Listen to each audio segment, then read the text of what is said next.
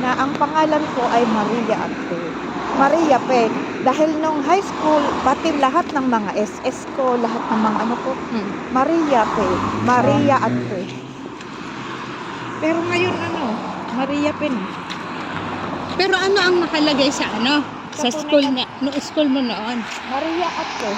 Ah, hiwalay. Noong Tapos ang nagpahala ako ng passport, doon ko lang nalaman na Magkadugtong. ang pangalan ko Maria. Walang hiya ka. Tahanan nga kita eh. Hi! Kapag tayo meron akong camera doon pang-vlog. Ay, sige na ayaw. Bukas, pag sa city, sa town tayo. Punta tayo sa ano. Pagpunta natin kay... Hindi, sa town tayo. Ano pangalan niya? bukas. Tats? Tats. Tats. Nagpaalam ka? Hindi kailangan magpaalam. Basta kasama kita go. Lunes Martes at Miyerkules na lang tayo. Sa Miyerkules na natin. Pag magkaanak sana ang ganyan. Oh, cute.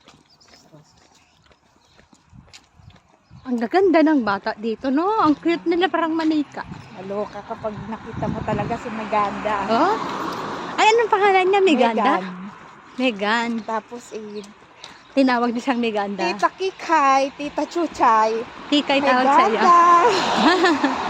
When I call her Megan, no Tita, I'm Meganda. You know the meaning of Meganda? Beautiful. No, it's beautiful yung gitna. Tita, what is my name? Aurora. Why Megan? She had Meganda. O di Aroring. Aurin ka mo. That's daughter is Aurora, Chloe, and Megan. Chloe yung panganay. Oo. Pilipina yun. Special.